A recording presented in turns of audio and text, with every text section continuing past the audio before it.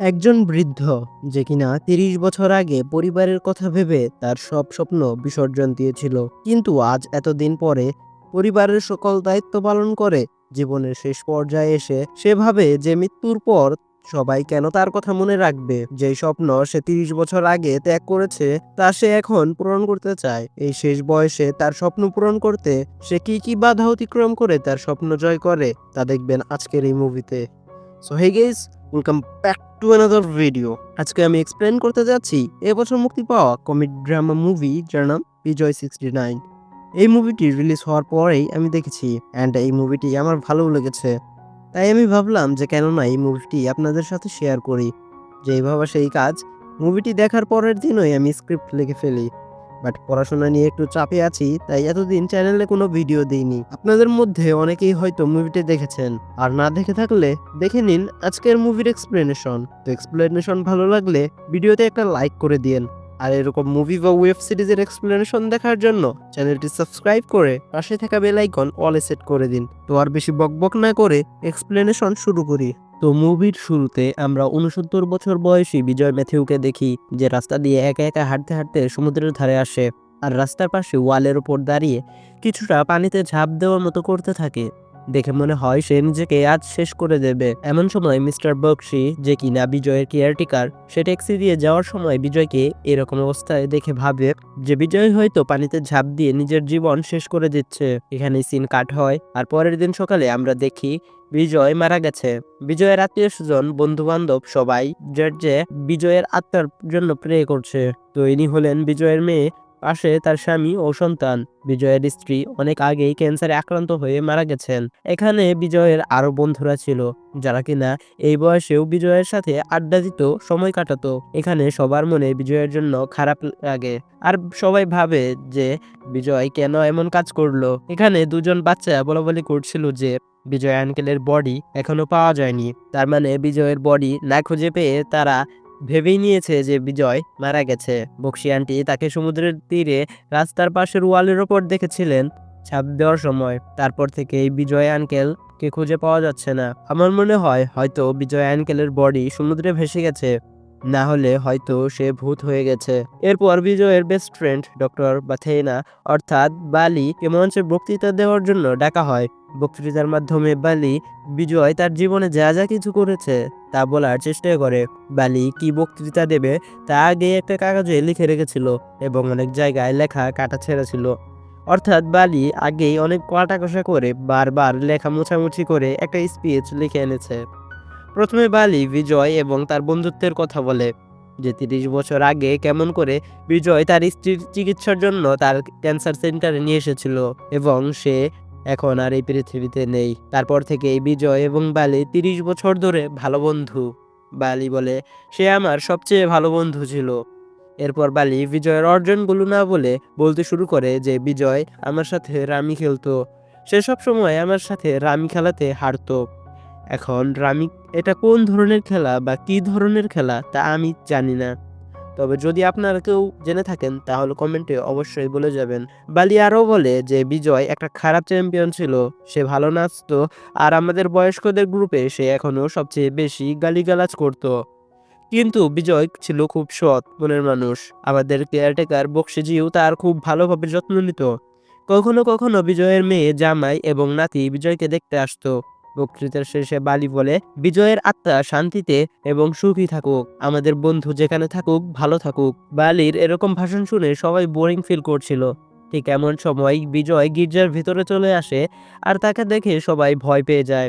বাচ্চারা বিজয়কে ভূত ভূত বলে ডাকতে শুরু করে। এখানেই সিন কাট হয়ে যায়, আর পরের সিনে আমরা সবাইকে সরাসরি বিজয়ের বাড়িতে দেখি, যেখানে বালি বিজয়ের জন্য অনলাইন থেকে একটি কফিন অর্ডার করেছিল। এটা দেখে প্রথমেই বিজয় বালিকে অনেকগুলো গালি দিয়ে বলে, তুই আমার বন্ধু আর তুই আমার কফিন অর্ডার করেছিস। তখন বিজয়ের মেয়ে জিজ্ঞাসা করে, তুমি সারা রাত কোথায় ছিলে, তোমার ফোন কোথায় ছিল? বিজয় বলে, আমার কাছে ফোন ছিল না, কারণ আমি ফোনটা চার্জে রেখেছিলাম, আর রাতের আধারে একটু হাঁটতে বের হয়েছিলাম। আর তুমি তো জানোই যে আমি পানি দেখলে একটু সাঁতারের ব্যায়াম করি, তাই আমি পানির দিকে তাকালাম আর নিজেকে ড্রাইভিং পোস্টে দাঁড় করালাম।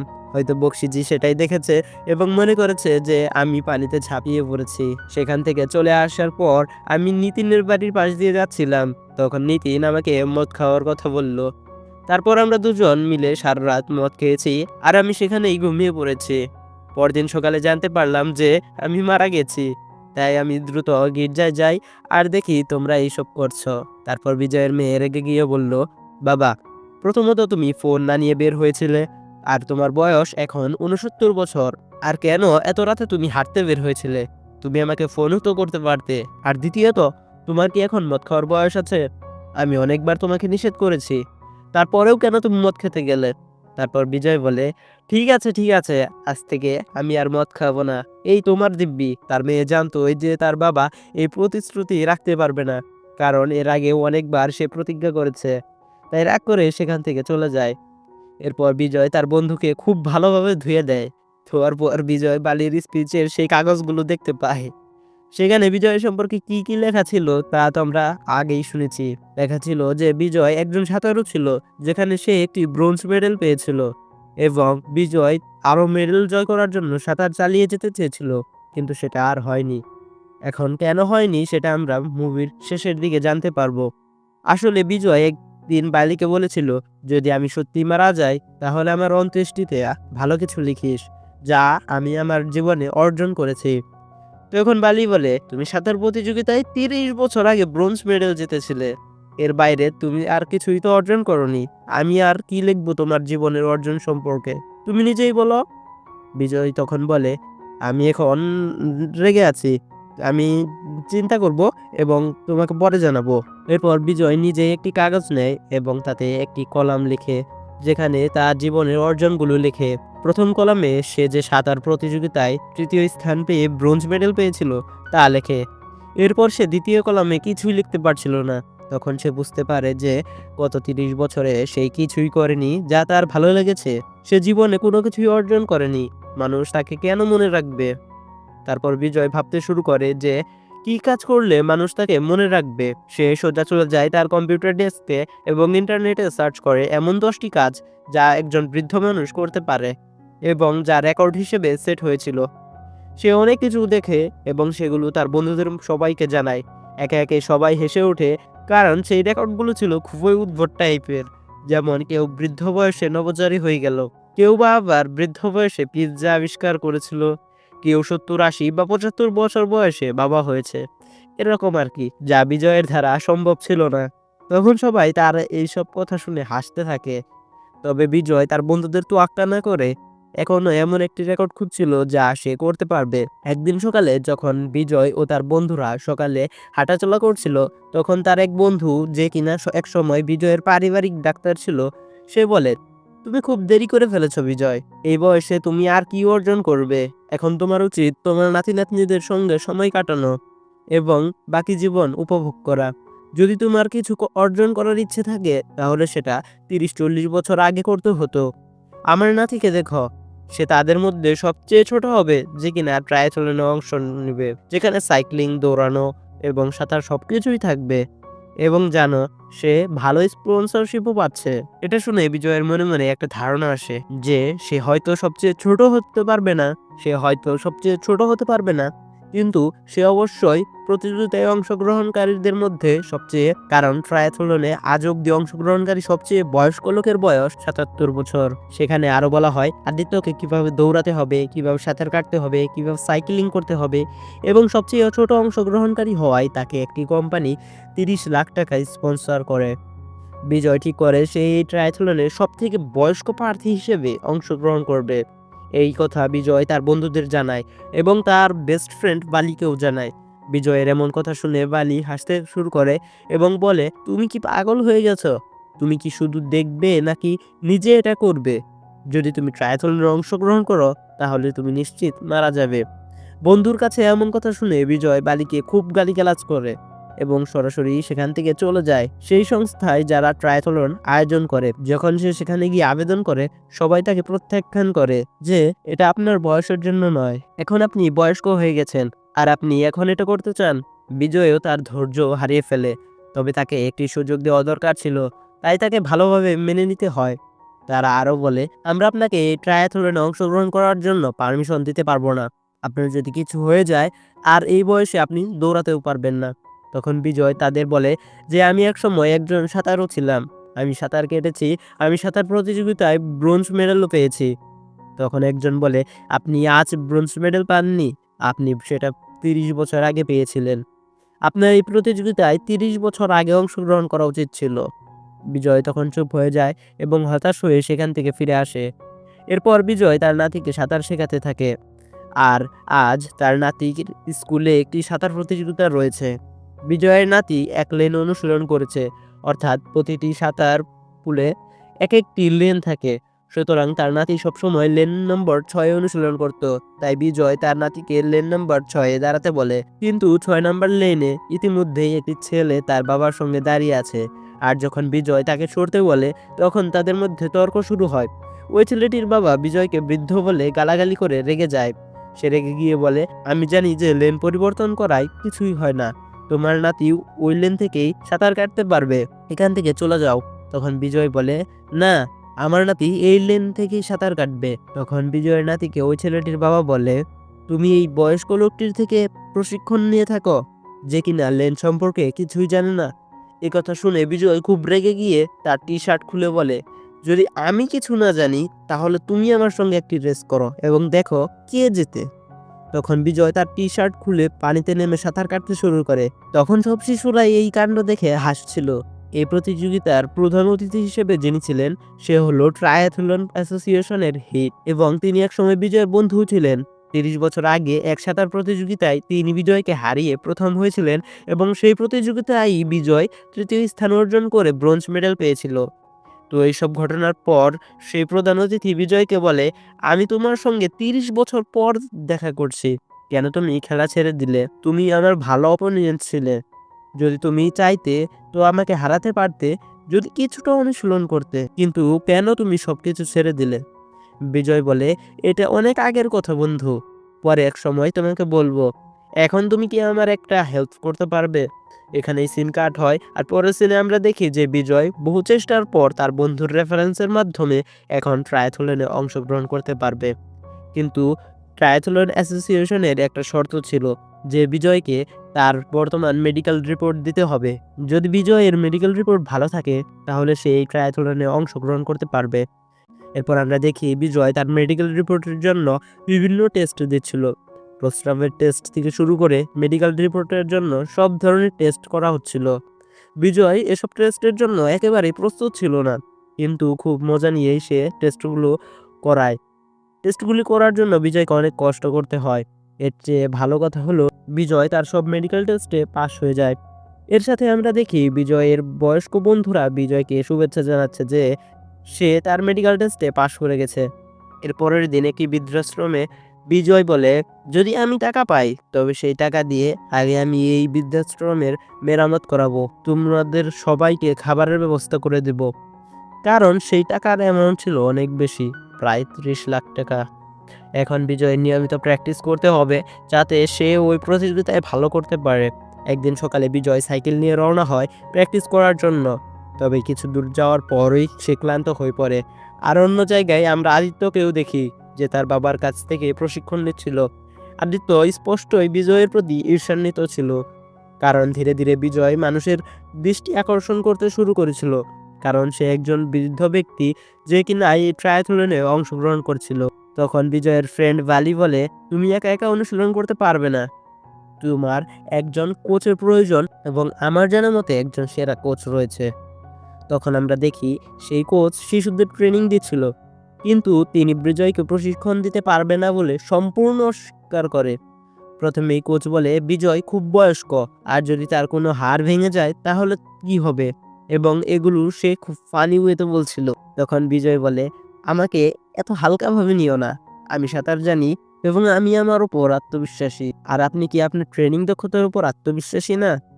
এই প্রশ্নের উত্তরে কোচ আত্মবিশ্বাসের সঙ্গে বলে, আমার 1.5 লক্ষ টাকা লাগবে, আমি আপনাকে ট্রায়াথলনের জন্য প্রস্তুত করব। তারপর বিজয় আবার ট্রেনিং শুরু করে, কিন্তু 1.5 লক্ষ টাকা বিজয়ের কাছে অনেক বেশি ছিল। দেখা যায় বিজয়কে কোচ এক অদ্ভুতভাবে ট্রেনিং দিচ্ছে। যেমন যেমন একবার তাকে একটি গাড়ির সাথে দড়ি দিয়ে বেঁধে গাড়ি দ্রুত চালানো হয় এবং তারপর অক্সিজেন মাস্ক পরে তাকে খুব উচ্চতাতে সাইকেল চালানোর জন্য তৈরি করা হয়। একসময় বালি বলে তার কোচ যে তাকে ট্রেনিং দিচ্ছে সে ট্রায়াথলনের আগেই তাকে অসুস্থ করে ফেলতে পারে। ধীরে ধীরে বিজয় মিডিয়ার দৃষ্টি আকর্ষণ করতে শুরু করে এবং ধীরে ধীরে আদিত্য পরিচিত পেতে শুরু করে। মিডিয়াতে বেশি আলোচনা করা হচ্ছে বিজয়ের কথা, কারণ বিজয় সবচেয়ে বয়স্ক এবং আদিত্য 18 বছর বয়সে যেই ট্রেনিং করছে সেই একই ট্রেনিং বিজয় এই 69 বছর বয়সে করছে। মিডিয়াতে বিজয়ের এই কাণ্ড ধীরে ধীরে আরো আকর্ষণীয় হয়ে উঠছে, কিন্তু আদিত্যর বাবা এটি একদমই পছন্দ করে না। আদিত্যর বাবা কিছু মিডিয়া হাউসে টাকা দিয়ে বিজয়ের জন্মসনদ জাল করে খবর দেখানোর চেষ্টা করেন, যাতে বলা যায় বিজয় 69 বছর বয়সী নয়, বিজয় 64 বছর বয়সী। এর সাথে তিনি অতীতে সুইমিংয়ে অংশগ্রহণ করেছিলেন, সেজন্য তার বয়সে ভুল তথ্য দিয়েছে। এটা শুধুমাত্র বিজয় খ্যাতি অর্জনের জন্য করেছে, এরকমটা আদিত্যের বাবা মিডিয়াদের বলতে বলে। তবে আমরা তো জানি যে বিজয় এসব ভুয়া খবরের বিষয়ে কতটা অস্বস্তিকর। যখন কোনো সাংবাদিক এসে তার এই বয়সের ব্যাপারে সাক্ষাৎকার নিতে চায়, তখন বিজয় খুব অস্বস্তিকর অনুভব করে। তাই বিজয় সাংবাদিককে গালিগালাজ করে এবং এসব সাংবাদিক রেকর্ড করে রাখে। বিজয়ের এই জনপ্রিয়তার কারণে বিজয় একটি স্পন্সরশিপও পেয়ে যায়, যেখানে একটি কোম্পানি তার ড্রেস এবং সাইকেলের উপর স্পন্সর করেছে। তারপর আমরা দেখি যে তারা একটি প্রি ট্রায়াল সেশন করছে, যা একটি আসল ট্রায়াথলনের মতোই। এই প্রতিযোগিতায় বিজয় ভালোই পারফর্ম করে এবং ধীরে ধীরে আদিত্যকে পিছনে ফেলে। কিন্তু সাইকেল চালানোর সময় একটি ঢাল দিয়ে ওঠার সময় বিজয়ের শ্বাসকষ্ট শুরু হয়। বিজয় সাইকেল থেকে পড়ে যায় আর সেখানেই অজ্ঞান হয়ে যায়। এরপর তাকে হাসপাতালে নিয়ে যাওয়া হয়, যেখানে ডাক্তার বলেন বিজয়ের স্পাইনে সামান্য আঘাত পেয়েছে, তবে বিজয় পুরোপুরি ফিট, কিন্তু তাকে 2 সপ্তাহ বিশ্রাম নিতে হবে। বিজয় তখন তার কোচকে বলে, কোচ, মাত্র 2 সপ্তাহ, তারপর আমি আবার ট্রেনিংয়ে ফিরব। অবশ্য বিজয়ের এই সিদ্ধান্তে তার মেয়ে মোটেও খুশি ছিল না। সে বলে, বাবা, আপনি তো এত প্রচেষ্টা করলেন, এটাই আমাদের জন্য অনেক বড় কিছু। কিন্তু বিজয় একদমই কারো কথা শুনছিল না। ওই একই ম্যাচে আদিত্য আহত হয়েছিল এবং আদিত্যও এই একই হাসপাতালে ভর্তি। সেই রিপোর্টার যাকে আদিত্যের বাবা টাকা দিয়েছিল মিথ্যা নিউজ করার জন্য, সে বিজয়ের পিছনে লেগেই ছিল। সে আবার হাসপাতালেই বিজয়ের সাক্ষাৎকার নিতে আসে এবং আবার সেই একই প্রশ্ন করে। এতে বিজয় রেগে গিয়ে তাকে গালিগালাজ করে এবং তাদের ক্যামেরা ভেঙে দেওয়ার হুমকি দেয়। ওই দিন রাতে হাসপাতালে আদিত্যের বাবা তাকে একটি ছোট্ট চকলেট খাওয়ার জন্য মারধর করে। আদিত্যের বাবা চলে যাওয়ার পর বিজয় গিয়ে জানতে চায় কি হয়েছে। আদিত্য সবকিছু বিজয়কে খুলে বলে। বিজয় তখন বলে, তোমার বাবা আসলে তো তোমার বাবাই না, সে আমাদের প্রতিবেশীর ছেলে। যদি তুমি একটি ছোট চকলেট খাও তাহলে তাতে কি ক্ষতি হয়েছে? তোমার জীবনের সামনে এখনো অনেক কিছু আছে। একথা বলে বিজয় ওই রুমের সব দরজা জানালা বন্ধ করে আর আদিত্যকে বলে, তুমি আমার চকলেট খাও, আমার বন্ধুরা আমার জন্য অনেক চকলেট এনেছে। এরপর আদিত্য বলে, কাকা, আমি কি তোমার ফোনটা পেতে পারি?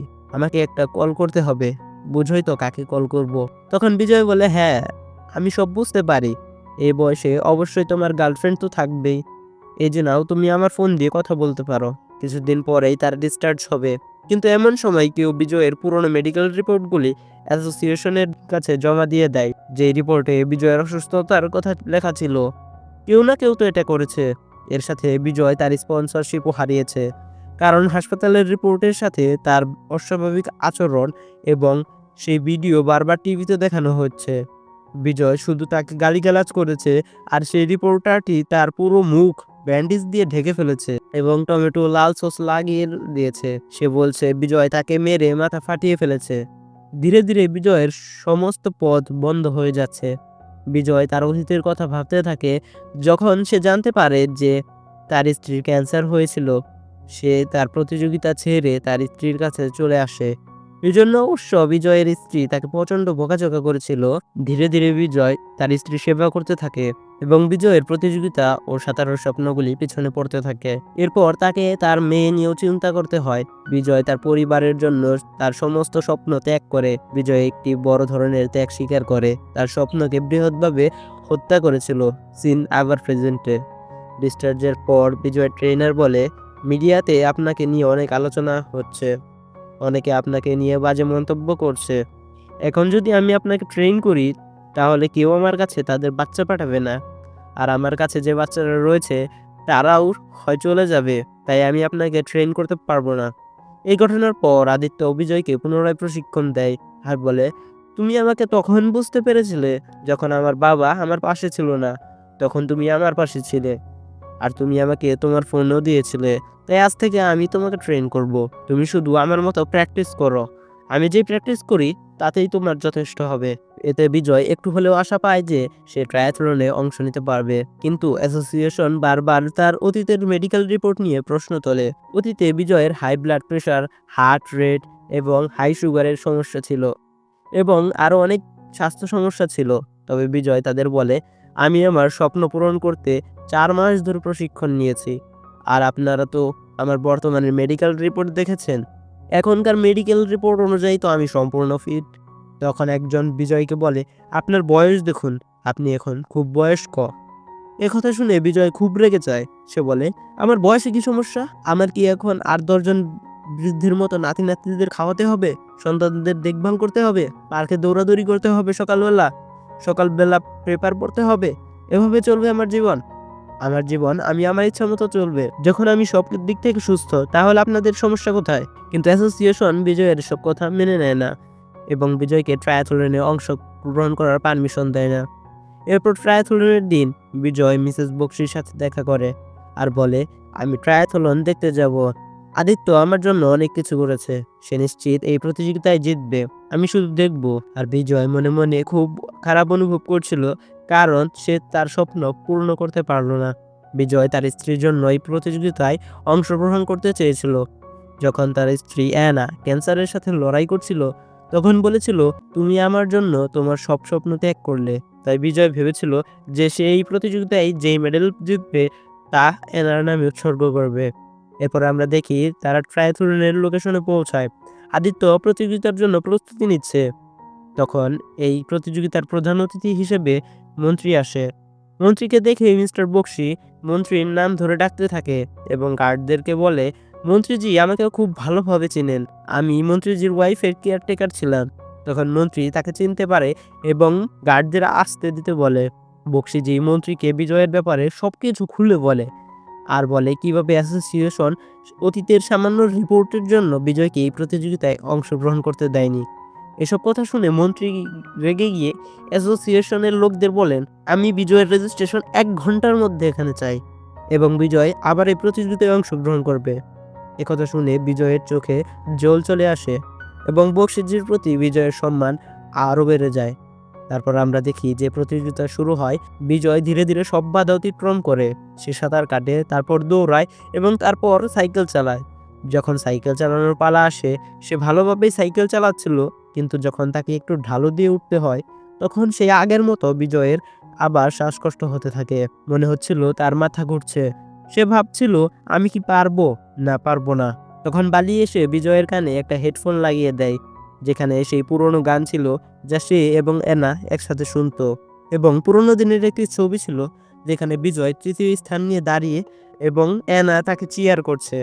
তার চোখে অনেক আশা ছিল যে বিজয় প্রথম স্থান নিয়ে দাঁড়াবে, কিন্তু তা আর হয়নি। কিন্তু অ্যানার গর্ব ছিল বিজয়ের প্রতি। এই দুটি জিনিস বিজয়ের জন্য চার্জের মতো কাজ করে, ঠিক যেন একটি ডোপামিন কাজ করছে। বিজয় তারপর কষ্ট করে সেই ঢাল অতিক্রম করে এবং শেষে অনেক কষ্ট করে সে পুরো রেসটি সম্পন্ন করে। আর ব্যাকগ্রাউন্ডে সেই পুরনো গানটি বাজতে থাকে। আমি নিশ্চিত বলতে পারি এই দৃশ্যটি দেখলে আপনার চোখে অবশ্যই জল চলে আসবে। তারপর আমরা দেখি বিজয়ের সমস্ত বন্ধু ও আদিত্য তাকে চেয়ার করছে। এই সিনেমাটি আমাদেরকে বুঝতে সাহায্য করে যে কোনো কিছু করার জন্য বয়সের কোনো সীমানা নেই। আপনি যে কোনো সময় কিছু করতে পারেন, কিন্তু সেই কাজের জন্য আপনার অবশ্যই একনিষ্ঠতা থাকতে হবে এবং যদি এই কাজের সাথে মানসিক সম্পর্ক থাকে, তাহলে আপনি অবশ্যই এই কাজটি করতে পারবেন, যা বিজয়ের সঙ্গে শেষে ঘটেছিল। আমি আশা করি আপনাদের বিজয় 69 সিনেমার এক্সপ্লেন ভালো লেগেছে। সামনে এই ধরনের সিনেমা আরও নিয়ে আসবো। ভিডিওটিতে একটা লাইক করে দিন, কারণ অনেক দিন ধরেই চ্যানেলে কোনো ভিডিও আপলোড করিনি, তাই চ্যানেলটি এখন একটু ডাউন চলছে। তো নেক্সটে কোন সিনেমার এক্সপ্লেনেশন দেখতে চান তা কমেন্ট করতে পারেন। আজকের মতো আমি এখানেই বিদায় নিচ্ছি। আল্লাহ হাফেজ।